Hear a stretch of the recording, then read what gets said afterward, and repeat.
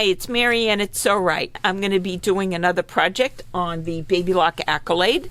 I'm going to be doing beading. I'm going to add a string of beads to a piece of fabric. This is a skinnier bead. Here's a bigger one. You can't go bigger than 3 millimeters with this type of technique, but I'm going to show you how we attach these two together. I have a beading foot, and there's a channel right here that the beads are going to lay in as it stitches. When you do get a beading foot, generally all the companies, when they give you the foot, will give, this is the Baby Lock, give you instructions on how to set up your machine as far as what type of stitch you're going to do and how to make your settings, your stitch length, things like that. So you would just follow your instructions for your machine. Here's the beading foot. Like I said, I'm going to put this on the machine. I have chosen to use a monofilament thread in my upper looper. So it's right here, which you can't see because it's clear. Let me just put a piece of fabric that behind it. Maybe you'll see it better. It's hardly visible, but it's right here. This is the monofilament thread. Now I'm using monofilament in my upper looper so that as it stitches over, you won't see that thread, because if I didn't, you'd see a different color thread and it might not look as attractive. My lower looper has pretty much any color I want to put in it. You can match the fabric that you're going to attach it to.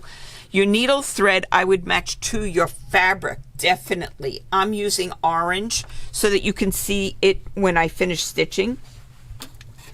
I'm going to start my stitching on a scrap piece of fabric to create a leader. So it's going to help the next one feed in properly. And yes, I have monofilament thread. So when you look at the rolled hem in the back, and remember the orange thread is the needle, but the thread that's going over the edge of the fabric is the monofilament, which you won't then see when you stitch it on with the beads. So now I'm going to put in my good piece of fabric that's going to attach to the beads. And always, even though I have my leader in the back, try to cut your main fabric just a touch longer than what you need so that the needles will get anchored in the fabric. Then I'm going to I'm going to put my beads straight to the back. You're going to also cut your beads, your string of beads, a little bit longer than what you need. And I just slid the beads in under this channel in the back that the beads are going to feed through. When I start to stitch, I'm going to turn my hand wheel at least once or twice, which kind of helps anchor things in place, and the beads won't be sliding out as I continue to stitch.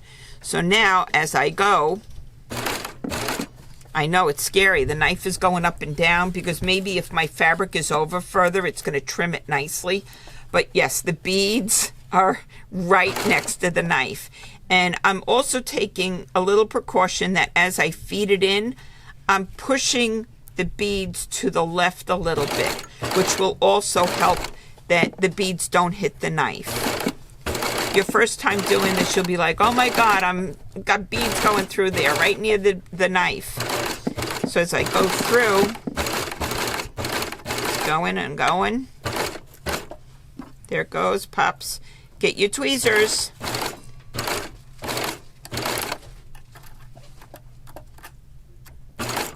Whoop. Grab you. Again, like I started in the beginning, have a longer piece, and then you can always trim it all at the end. So now I'm going to go a little bit more. And if you get to the point like I am, where it's just like flopping, I'm just going to hand walk it. And that would be the piece I would cut off. So then I'm going to loosen my threads. I raise the foot, I loosen my threads, and it'll allow me to wiggle this out enough. And then when I put the foot back down, I'll be able to chain out of there. to get it out.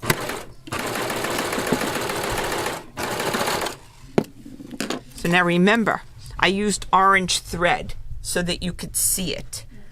But I would match your needle thread to your fabric that you're going to stitch the beads to.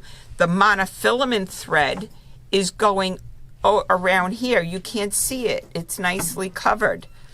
So there we are. We're attaching strings of beads. And yes, you could go smaller like I did on this one, but you're not going to go bigger than the 3mm beads. So there we go. We're attaching beads with the serger. Attaching the beads with the serger.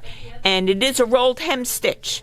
And remember, you're going to use the monofilament thread so that you can't see the stitches going in between each bead, and match your needle thread to your fabric. Hope you enjoyed it. Bye.